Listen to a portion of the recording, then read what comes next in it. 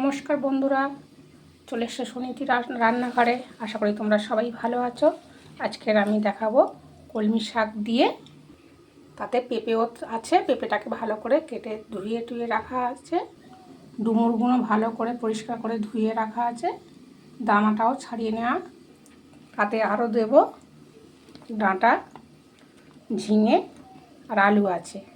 3 piece কাতলা মাছ আছে, জ্যান্ত কাতলা মাছ বাজার থেকে কেটে নিয়ে এসে ভালো করে ধুয়ে নুন হলুদ মিশিয়ে রাখা আছে।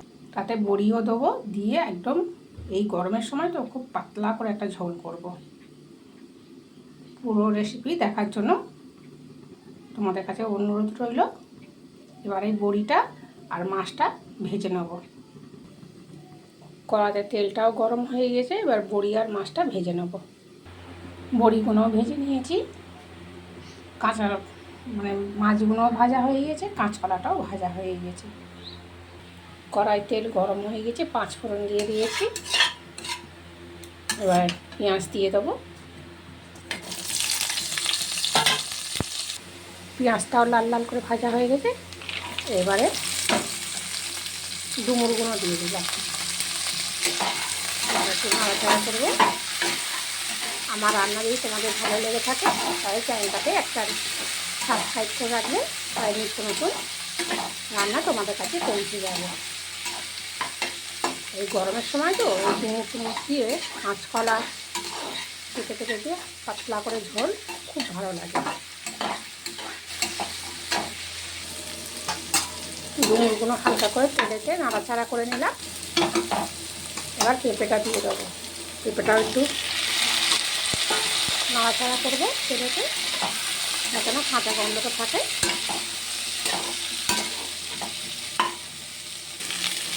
এবারে আলু, ঝিঙে, ডাঁটাটা দিয়ে দিলাম। এটাও সুন্দর করে নাড়াচাড়া করতে হবে।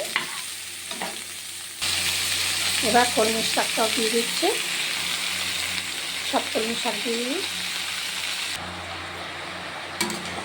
এবার শাকটা সিজে যাওয়ার জন্য একটু ঢাকাতে রাখি, তারপরে নুন আর হলুদ পরে দিব।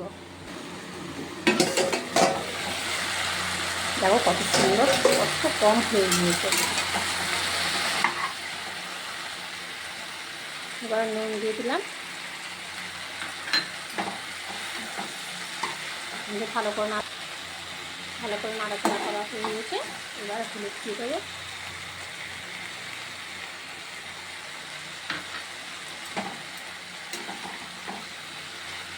ভালো করে নাড়াচাড়া করলে যতক্ষণ না হলুদের কাঁচা গন্ধটা যায়। এইবারে কাঁচকলা ভাজাটা দিয়ে দিচ্ছি। এতটা ভাজা ছিল আগে থাকতে, ওই জন্য একটু দেরি করে দিলাম। সুন্দর করে নাড়াচাড়া করে নিয়ে যাবো।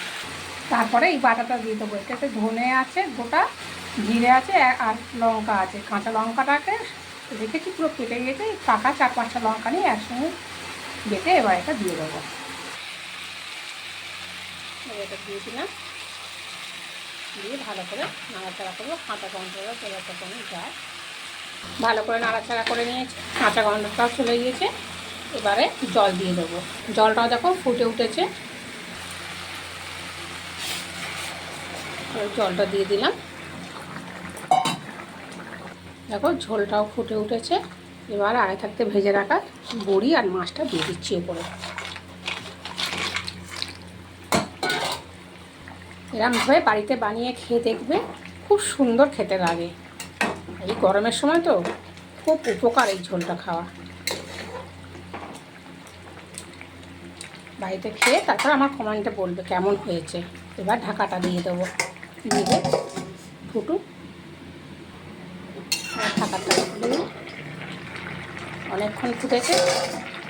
কি সুন্দর গন্ধ বেরোচ্ছে, গন্ধ দেখলেই খেতে ইচ্ছা করছে। এত সুন্দর জিরে বাটার গন্ধ বেরোচ্ছে আর বড়ি।